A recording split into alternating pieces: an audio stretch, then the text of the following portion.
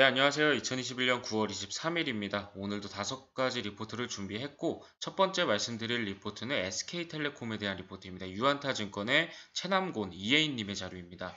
제목은 분할 전 매수해야 하는 이유라고 적어주셨고요. 첫 번째로는 인적 분할을 통해서 경영진의 대리인 문제를 극복했다고 합니다. 인적 분할은 동사의 사업 모델에 최적화된 거버넌스로의 전환이 이어지면서 향후 개별 사업 성과를 높이는 결과로 이어질 전망입니다.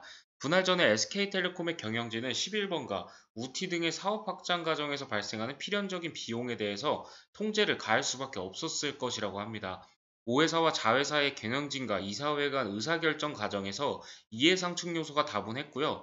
이로 인해서 상당히 기묘한 형태의 전략으로 대응할 수밖에 없었던 것이 11번가가 직면한 현실이었습니다. 이를 인적 분할을 통해서 조금 해소가 될 수 있을 것이다 라고 의견을 주시는 것 같고요.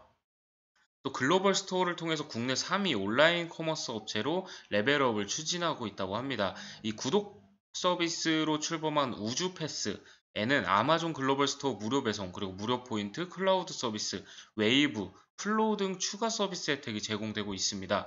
약 1년에서 1년 6개월 기간의 글로벌 스토어 운영 후에 자체 평가에 의해서 일정 결과를 충족하게 된다면 아마존은 11번가 지분 30%에 대한 직접 투자를 진행할 계획이라고 합니다. 글로벌 스토어의 전략을 리딩하는 주체는 아마존입니다. 무료 배송 서비스를 부담할 정도로 현재 아마존의 의지는 확고하다고 하고요. 정태적 상황을 보고 평가절하하는 것은 지나치게 성급하다고 합니다. 1년간의 변화를 지켜봐야 할 때다라고 의견을 적어주셨습니다. 또 분할 이후에 SK스퀘어가 가치 향상을 이끌 전망이라고 합니다. 네, 일반 지주회사의 평가 방식대로 SK스퀘어의 가치를 측정했을 때 예상 시가총액은 6조 원에서 8조 원 수준입니다. 하지만 SK스퀘어를 일반 지주회사와 직접적으로 비교하기에는 무리가 있습니다. 이유는 상장 자회사 중심으로 밸류가 구성된 일반 지주회사와는 달리 이 SK스퀘어에는 SK그룹의 핵심 플랫폼 그리고 콘텐츠 자회사가 이미 포진이 되어 있기 때문인데요. 2021년 하반기부터 2022년 상반기를 거치면서 어느 한 특정 분야, 예를 들어서 커머스나 모빌리티 같은 이런 분야에서 SK스퀘어의 자회사가 성과를 보여주기 시작한다면 지주업종 내에서도 독보적인 프리미엄을 받을 수 있을 전망입니다. 분할 후에 SK스퀘어에 주목해야 하는 이유라고 하고요. 분할 후에 양사의 합산 시가총액 범위는 21조에서 28조 원으로 예상이 되고 있습니다. 네, 다음은 컨텐츠 관련 직종인 키이스트에 대한 리포트입니다. 먼저 하이투자증권의 이상원님의 자료를 참고하였고요. 2010년대 들어서 구축된 편성, VOD, 해외 판매에 이르는 컨텐츠 가치 사슬은 이제 다들 아시는 넷플릭스와 같은 OTT가 통합, 점유할 수 있게 되면서 유통창구로서 글로벌 OTT가 부각되고 있습니다. 즉 디지털화에 따른 콘텐츠 생태계의 변화가 가속되고 있다는 말로 되풀어 볼 수 있을 텐데요.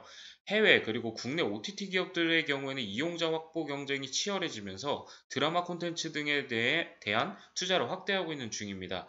이러한 환경 하에서 한국 드라마 콘텐츠 같은 경우에는 글로벌 OTT를 통해서 복잡한 절차 없이 세계 시장에 진출해 주목을 받게 됨에 따라서 드라마 콘텐츠 업체에게는 글로벌 진출에 대한 발판이 마련되며 성장성 등이 가시화될 수 있을 것으로 보고 있습니다. 무엇보다 드라마 콘텐츠에 대한 수요 증가로 콘텐츠 가치가 상승하면서 IP 비즈니스 모델로의 전환이 가능해짐에 따라 드라마 콘텐츠 밸류에이션 리레이팅이 가능할 것으로 보고 있습니다. 동사가 올해 공개한 드라마 라인업은 여러 가지가 있는데요. 이 중에서도 텐트폴 드라마는 총 제작비가 400억 원 이상 대거 투입되는 별들에게 물어봐가 있습니다. 대한민국 최초로 시도되는 우주 드라마로 볼 수 있겠고요. 올해 4분기 중으로 촬영에 들어가서 내년에 반영될 것으로 예상이 되고 있습니다.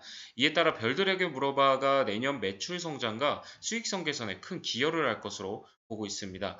그 다음으로는 넷플릭스 오리지널 시리즈였던 보건교사 아는 형을 집필한 정세랑 작가와 새로운 OTT 시리즈물인 일루미네이션을 중점을 두고 있습니다. 올해 하반기에 촬영에 들어가면서 내년에 글로벌 OTT에서 반영될 것으로 예상됨에 따라서 내년 매출 성장의 한 축을 담당할 것으로 보고 있습니다. 한편 구경이 한 사람만 등은 각각 10월, 12월에 JTBC 편성이 확정되었다고 하네요. 이와 같이 이 구경이와 한 사람 등이 편성이 확정됨에 따라서 올해 4분기부터 실적 개선이 가속화될 것으로 보고 있습니다. 무엇보다 텐트폴 드라마인 별들에게 물어봐, 일루미네이션 등이 글로벌 OTT 진출 가능성 증대로 인해서 내년 실적의 경우 대폭적인 개선이 예상될 뿐만 아니라 성장성 등이 가속화될 수 있을 것으로 보고 있습니다. 네, 다음은 10월에 상장을 예정하고 있는 CU테크에 대한 IPO 리포트가 나와서 소개를 드릴 수 있도록 하겠습니다. 유진투자증권의 박종선님의 자료를 참고하였고요. 먼저 동사 같은 경우에는 2004년 일본 케미콘 그리고 USC가 합작 출자법인으로 설립을 한 그런 일본과 합작법인으로 보시면 될 것 같습니다. 이 동사 같은 경우에는 표면 실장 기술이라는 SMT를 활용하여서 스마트폰 디스플레이 배터리 그리고 카메라 모듈에 사용되는 FPCA 그리고 RFPCA를 생산, 판매하는 사업을 영위하고 있습니다. 축적된 기술력을 바탕으로 삼성 디스플레이, 삼성 SDI, 삼성전기, 동호 화이캠 등과 같은 이런 대형 거래선과 거래 관계를 유지하고 있습니다. 최근 자율주행 카메라 모듈, 전기차용 배터리 BMS, PCA로 사업 영역을 넓히고 있다는 점도 특징으로 볼 수 있겠고요. 동사는 2021년 10월 8일에 코스닥 시장에 신규 상장을 예정하고 있습니다. 제품별 매출 비중은 2020년 기준으로 스마트폰 디스플레이가 96.3%로 조금 포트폴리오가 쏠려 있는 점도 투자에 참고하시면 좋을 것 같습니다. 투자 포인트로는 몇 가지를 집어주셨습니다. 첫 번째로는 스마트폰 시장 고도화와 함께 글로벌 고객 기반으로 안정적인 성장이 가능할 것으로 전망을 하고 있습니다. OLED 채택률이 증가하면서 폴더블 폰 등 스마트폰 성능 고도화에 따른 안정적인 성장을 예상을 하고 있고요. 스마트폰 OLED 디스플레이는 베젤리스 그리고 폴더블 폰에 필수적이라고 합니다. 2022년까지 전체 스마트폰의 45%가 채택할 것으로 전망을 하고 있고요. 이에 주요 고객사인 삼성 디스플레이가 2022년에 전년 대비 2배의 규모인 8조 원 규모의 캐펙스를 투자할 것으로 예정을 하고 있습니다. 또한 단가가 높은 OLED용 FPCA 수요 증가로 인해서 스마트폰용 디스플레이 제품의 안정적인 실적 성장이 전망이 되고 있습니다. 두 번째 모멘텀으로는 전방시장 다변화를 위한 신사업 진출이라는 점인데요. 기존 스마트폰 중심에서 자동차, TV, 스마트 의료기기 등과 같은 전방시장으로 사업 영역을 확대하고 있어서 긍정적이라고 합니다. 차량용 OLED 디스플레이 시장으로 빠른 진출을 하였고요. 또 자율주행차, 그리고 전기차 카메라 센서 모듈용 PCA, RFPCA를 올해 초 전기차 기업에 납품을 시작한 바 있습니다. 또 전기차용 배터리 관리 시스템인 BMS의 PCA 시장에 진출하였고 국내 고객 사양 영업을 이미 진행 중이고 2022년 매출 발생을 전망하고 있습니다. 또 차세대 TV용 QD-OLED 출시에 따른 공장 증설을 통해서 PCA 생산 역량을 확보할 예정입니다. 이 동사 같은 경우는 공모 희망가가 2021년 예상 EPS 적용을 했을 때 PER 6배에서 6.6배 수준으로 국내 유사업체 평균인 10.5배 대비해서 37.2%에서 42.8% 할인된 점을 좀 참고해 주시면 좋을 것 같고요. 상장 후 유통 물량이 전체 주식수의 29.7%로 적은 수준인 점도 조금 상장에 긍정적으로 보이고 있습니다. 네, 다음은 화장품 그리고 패션 관련 업종을 영위하고 있는 제로투세븐에 대한 리포트입니다. 하나투자증권의 김동환님의 자료를 참고했습니다. 먼저 3분기 실적을 조금 살펴봤을 때 매출액은 314억, 영업이익은 32억 원, 당기순이익은 22억 원 흑자 전환을 예상하고 있습니다. 코스메틱의 이익 체력 제고 속에서 구조조정에 따른 패션 적자 축소로 이익 개선이 가능해 보인다고 합니다. 부분별로 살펴봤을 땐 패션 부분에서는 영업이익 마이너스 9억 원으로 적자가 되었고요. 코스메틱 부분에서는 영업이익 30억 원, 그리고 포장 부분에서는 영업이익 10억 원을 추정하고 있습니다. 연간 실적 추정치를 하향 조정했다고 합니다. 패션 부분에 있어서는 재고 관련 비용이 올라갔기 때문이고요. 코스메틱에서는 중국 관광객 예상 입국자 수가 떨어지면서 이것을 반영했기 때문이라고 합니다. 예상보다 속도는 더디지만 방향성에 대한 변화는 없기 때문에 올해 매분기 이익 개선이 가능하다는 기존 뷰에 대해서는 변함이 없다고 합니다.